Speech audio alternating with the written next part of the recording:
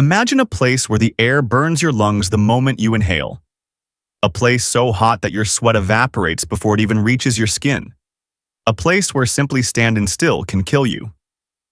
This is Death Valley, located in California, USA, the hottest place on Earth. One of the driest, lowest, and most unforgiving environments ever recorded. In the summer of 2021, temperatures reached 54.4 degrees Celsius, or 130 degrees Fahrenheit, dangerously close to the limit of human survival. Today, I'll spend the next 24 hours inside this deadly landscape to show you what life looks like in a place that seems designed to destroy it. The moment I step out of the car, a wave of scorching air hits my face. It feels like someone is holding a giant hairdryer right at me on maximum heat.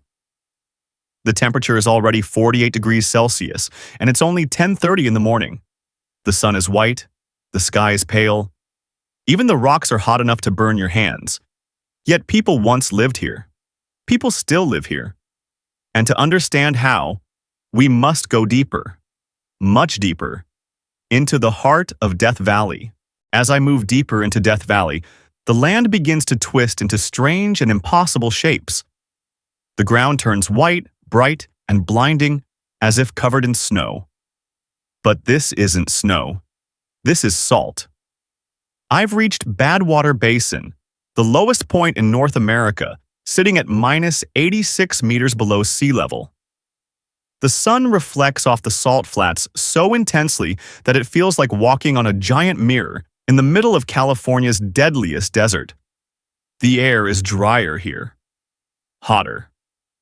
Still, there is no sound except the crunch of salt beneath my shoes. This landscape was once a lake, thousands of years ago. But as the climate changed, the water evaporated, leaving behind thick layers of pure salt.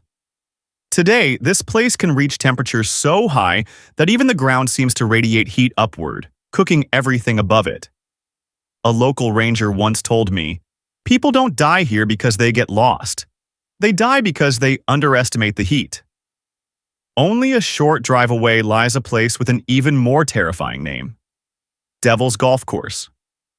The moment I step out, I understand why. The land is made of jagged salt formations, sharp, twisted, and uneven. A fall here could easily split your skin open. The name comes from an old saying: only the devil could play golf on such a surface. The salt structures expand and crack constantly due to the extreme heat. If you stand very still and listen closely, you can hear distant popping sounds, tiny explosions of salt bursting under the sun. This entire valley feels alive, hot, dangerous, and unpredictable. And I'm only at the beginning of my journey. Every step I take in Death Valley pulls more moisture from my body. The heat here is not like heat in other places. This heat is heavy. It sits on your shoulders, presses against your chest, and drains your strength with every breath. In California's Death Valley, dehydration doesn't happen slowly. It strikes fast. Very fast. Within minutes, your lips dry out. Your throat tightens. Your heartbeat becomes louder in your ears. You feel thirsty, then dizzy, then strangely calm. The most dangerous stage of all. Many visitors who lost their lives here didn't die of hunger or exhaustion. They died because they simply ran out of water. A park medic once explained it to me in a way I will never forget. He said, "In this valley, your body is losing water even when you don't feel it. You're sweating, but the sweat evaporates instantly. You think you're fine, until you collapse." In the hottest months, the ground temperature can reach over 90 degrees Celsius. Hot enough to melt the rubber on your shoes. Even the air feels like it's coming straight out of an oven door.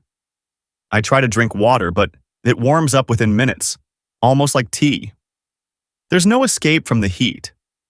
Not even in the shade, because shade barely exists here. Death Valley punishes stillness. If you keep moving, your body struggles.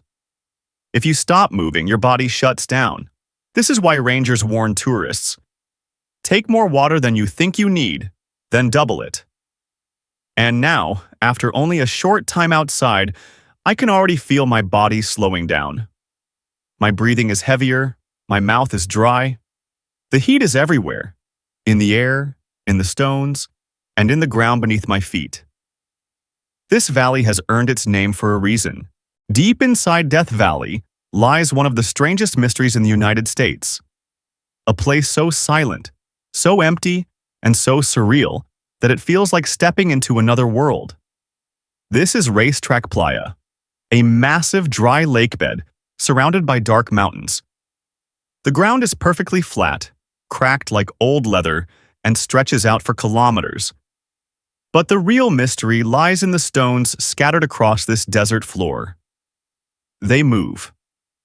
Large rocks, some weighing hundreds of kilograms, slide across the ground, leaving long trails behind them.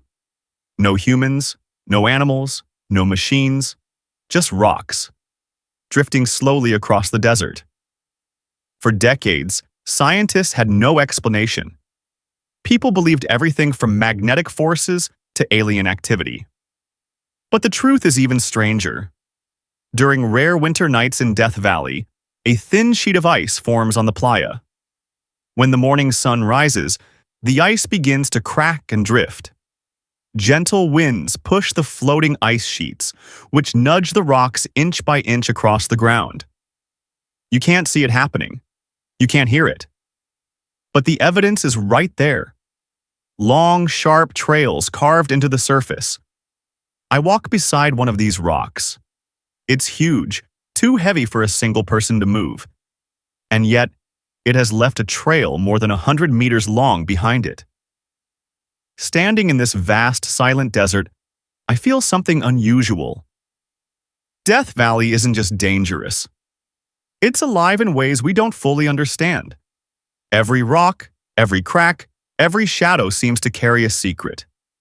This place is not only about deadly heat. It's about mystery. Time, and forces of nature that remind us how small we really are. As I travel toward the center of Death Valley, the road leads me to a place infamous around the world. A tiny settlement with a terrifying reputation. Its name is simple, but it says everything. Furnace Creek. This small community in California, USA, holds one of the most extreme records on the planet. In July of 1913, the temperature here reached an unbelievable 56.7 degrees Celsius, or 134 degrees Fahrenheit, the hottest air temperature ever recorded on Earth. Standing here now, I can feel why this record makes sense. The heat is intense. It doesn't just surround you, it presses down on you like a heavy weight. Breathing becomes work, sweat never forms, your skin feels dry as if the sun is pulling every drop of moisture out of your body. Yet people live here, they work here, they survive here. I meet a local worker who explains it in a calm voice, as if talking about something ordinary. He tells me, "Out here, you learn to respect the heat. If you don't respect it, it will kill you." Furnace Creek is home to a visitor center, a few houses, and a small resort. Everything here is built with one purpose: survival. Air conditioners run constantly. Water is stored and monitored carefully. People avoid going outside during the afternoon hours. Even the local wildlife has adapted.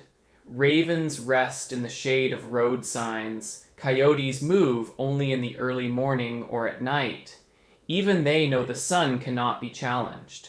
I walk through the dry landscape surrounding Furnace Creek, and the heat feels surreal, almost dreamlike.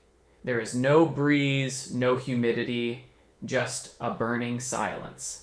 This is where Earth pushes its limits, and where humans learn theirs. Despite the brutal heat, the endless dryness, and the unforgiving landscape, people still call Death Valley home. Standing here, it almost feels impossible, but for the small communities living in this desert, survival has become a way of life. Most residents work in the park as rangers, maintenance staff, researchers, or resort employees in Furnace Creek. They've built a routine that revolves entirely around the sun. A local ranger tells me, "We wake up before sunrise, we work in the morning, and by noon, we're indoors. You never challenge the afternoon heat in California's Death Valley. People avoid outdoor activities during the hottest hours, not because they're weak, but because they're smart. Here, the sun isn't just hot, it's dangerous. Homes are insulated, shaded, and cooled constantly. Air conditioners run day and night.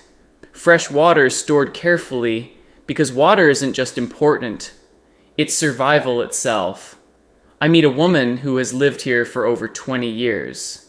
She laughs and tells me, "You don't fight the desert, you learn its rhythm. If you respect it, it treats you well.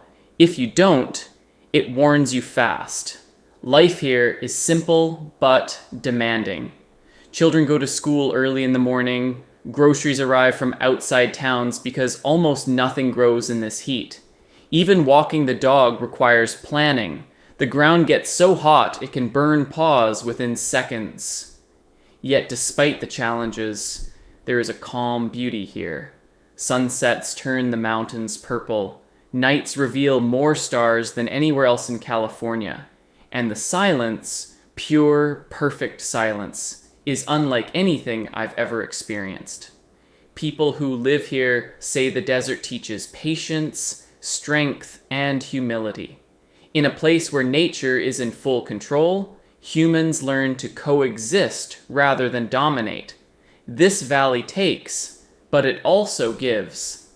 And those who stay long enough discover that Death Valley is not just a hostile desert, but a community shaped by resilience. Most people imagine Death Valley as a place without water, a land where rain never falls, but that is not the full truth. Rain does fall here, not often, but when it does, it can turn deadly in minutes. In California's Death Valley, even a short burst of rain can create a disaster. The ground is so dry, so compact, and so sun-baked that it simply cannot absorb water. Instead, the water runs across the surface like a sheet of glass. What begins as a light drizzle can quickly transform the desert into a violent river. Rangers call this the valley's silent ambush. A storm can happen many kilometers away, and you won't see it or hear it until a wall of water suddenly appears on the horizon. A flood rushing toward you at terrifying speed. I look at the dried canyons around me, narrow, twisted, carved by centuries of sudden floods. You can almost feel the violence that shaped them. One ranger once told me a chilling story. A tourist was hiking in a canyon on a sunny day. The sky was perfectly clear, but a storm had hit the mountains far behind him. Minutes later, water came roaring through the canyon, filling it like a tunnel. He had no time to escape. This is the danger of Death Valley. Not everything deadly here is obvious. Flash floods strike fast. The water carries rocks, mud, tree branches, and debris with incredible force. Cars can be lifted, roads can disappear, entire areas can be transformed in an hour. I walk through a wash, a dry riverbed, and imagine what it must look like during a flood. The peaceful silence replaced by a violent, unstoppable surge. It's strange to think that one of the hottest, driest places on Earth can also drown you. But that is the paradox of Death Valley. It kills with heat, and it kills with water. This valley is always waiting, always watching, and always ready to remind you that nature has no rule except its own. Death Valley wasn't always empty. Long before tourists came to witness its heat, thousands of people came here chasing a dream. The dream of gold, silver, and borax hidden beneath the desert. The valley is filled with old mining camps, abandoned towns, and silent reminders of a dangerous past. Walking through them feels like exploring a graveyard made of wood and metal. One of the most famous places is the Harmony Borax Works, a location that once echoed with the sound of picks, shovels, and rumbling wagons. In the late 1800s, workers endured unbearable heat to extract minerals from the desert floor. Many never made it out. I walk past the remains of wooden structures, collapsed roofs, rusted machinery, and shattered bottles. Everything here looks frozen in time, preserved by the dry California desert air. Not far away lies Rhyolite, a ghost town that once had thousands of residents, banks, hotels, saloons, even an opera house. Today, only broken walls and empty windows remain. A local historian once told me, "People didn't just lose money here, they lost hope. The desert took it from them."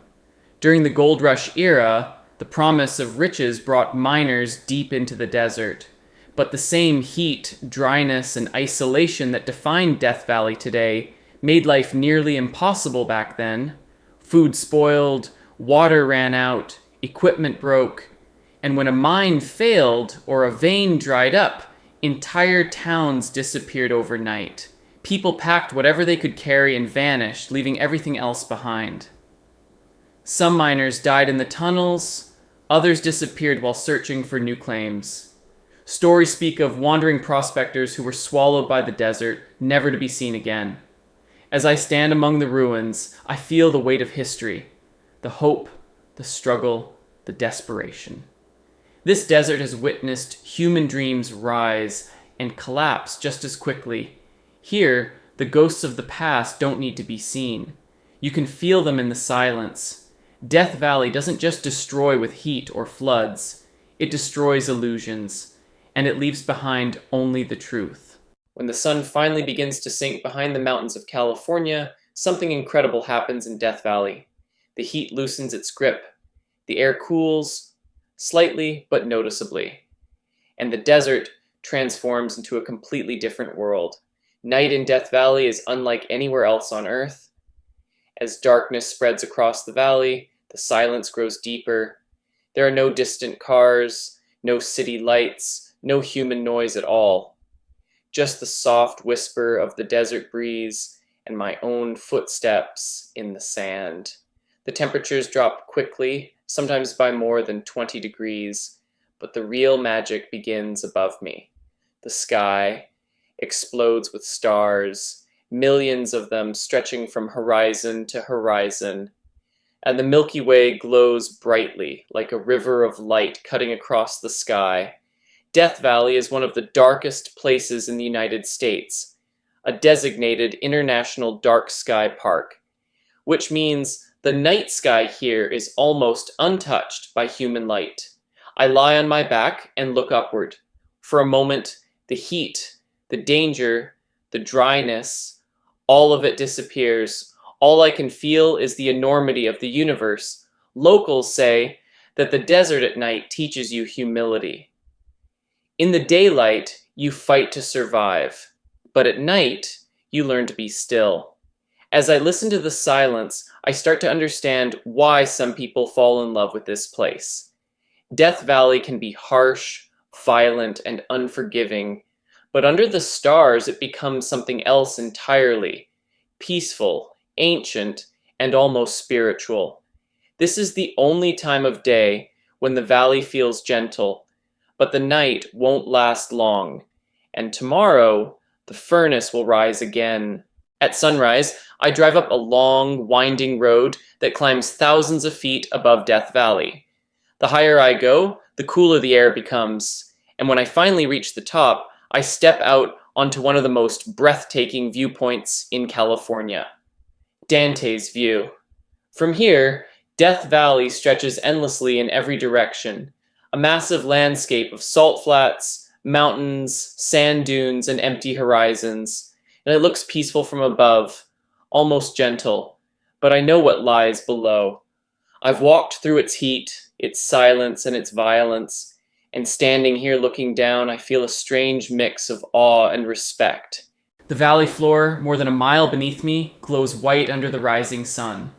Badwater Basin looks like a frozen sea of light.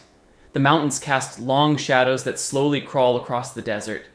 It's hard to believe that this entire place, this vast, beautiful land, is also one of the most dangerous environments on Earth. A ranger once told me, Dante's View shows you two truths at once. From above, Death Valley looks peaceful, but down there, it can kill you quickly. I take a deep breath. The air is cool here, clean and refreshing. Nothing like the heavy heat below. This view makes one thing clear. Death Valley is not just a desert. It is a world of extremes, a place where beauty and danger live side by side. From this height, I can see how everything is connected. The salt flats, the canyons, the mountains, the endless empty space. It feels like looking at the Earth's bones. And as the sun continues to rise, lighting up the valley in gold, I realize that despite all its threats, Death Valley is one of the most extraordinary places I have ever seen. A reminder of nature's power and of our place in it. Standing in the middle of Death Valley, one question becomes impossible to ignore. Why is this place so hot? Why here and not anywhere else on Earth? The answer is a combination of geography, meteorology, and pure unforgiving nature. Death Valley sits far below sea level, the lowest point in North America. Because of this, the air here is denser and heavier. When sunlight enters the valley, that dense air traps the heat like a thick blanket. The surrounding mountains make it even worse. They form a natural wall that blocks clouds, moisture, and cool breezes. Hot air gets trapped inside the valley and has nowhere to escape. Scientists call this a heat basin, a giant natural oven built by the Earth itself. The ground here absorbs heat with incredible efficiency. Dark rocks, salt flats, and sun-baked soil soak up sunlight throughout the day, then radiate it back into the air. This creates a feedback loop of heat building upon heat. During the hottest months, the air is so dry that sweat evaporates instantly. Your body loses water before you even realize it. Without moisture, cooling becomes almost impossible. Another factor is the sky. It is almost always clear above this part of California. No clouds to block the sun, no storms to break the heat, just relentless sunlight day after day. Meteorologists describe Death Valley as a perfect storm of heat. Everything about it, its altitude, its mountains, its dryness, its clear skies, works together to create the hottest environment on the planet. Standing here now, the explanation suddenly makes sense. You don't just feel the heat in Death Valley, you understand it. It surrounds you, presses against you, and becomes a part of the air itself. This place wasn't made for comfort. It was shaped by the raw forces of the Earth, and it shows us what our planet is truly capable of. As I head north through Death Valley, the landscape begins to rise and fall again, smooth gold-colored waves stretching toward the horizon. These are the famous sand dunes of California's Death Valley, massive natural sculptures shaped entirely by wind. From a distance, the dunes look soft and gentle, but up close I can feel the harsh reality of the desert. The sand is scorching hot, and every step sinks deep, making the climb slow and exhausting. These dunes are constantly moving, not by meters or kilometers, but by inches day after day. The wind picks up grains of sand and carries them over the ridge, creating a never-ending cycle of erosion and creation. The largest dunes here are known as the Mesquite Flats sand dunes, rising nearly 40 meters above the valley floor. They shift, they reshape, and they sing. Yes, sing. When the wind blows hard enough, or when sand slides down the slopes, the dunes create a deep, rumbling sound, almost like a distant drum. Scientists call this phenomenon booming dunes. It's both eerie and mesmerizing. As I climb higher, I begin to understand why these dunes are considered giants. Their curves stretch across the desert like frozen waves. Their shadows move slowly, painting patterns across the golden surface. Despite the unforgiving heat, a surprising amount of life survives here. Tracks of lizards and rodents weave across the sand. Tiny insects burrow beneath the surface to escape the sun. Even coyotes pass through at night, leaving delicate footprints that vanish with the morning wind. Standing at the top of a dune, I can see the vastness of Death Valley from a new angle. The mountains, the salt flats, the endless empty land, all of it feels even more powerful from up here. The dunes remind me of something important. The desert is never still. It is always shifting, always reshaping itself, always writing new lines in the sand. And in that constant movement, there is a strange sense of life. Death Valley is not only shaped by nature, it is shaped by the people who tried to cross it, and by the ones who never made it out. Throughout its history, the valley has been the center of mysterious disappearances, tragic accidents, and legends that echo across the desert.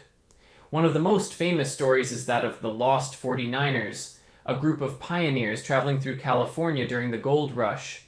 In 1849, they entered Death Valley hoping for a shortcut.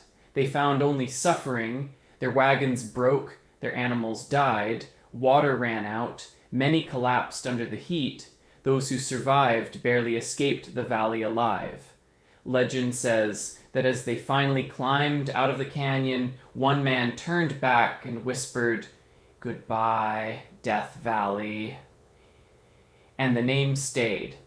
But the tragedies didn't end there. In modern times, hikers and travelers still underestimate the power of the desert. Cars break down, people wander off trails, GPS signals fail, temperatures rise faster than expected, rangers often find abandoned vehicles, doors open, keys inside, with no sign of their owners. Sometimes the missing are found miles away, desperately searching for water. Sometimes they are never found at all. Locals tell stories about ghost lights, wandering spirits, and strange echoes in the canyons. Whether they are myths or metaphors, one thing is certain. This valley remembers every life that enters it. As I walk along a dry canyon, I feel the weight of these stories.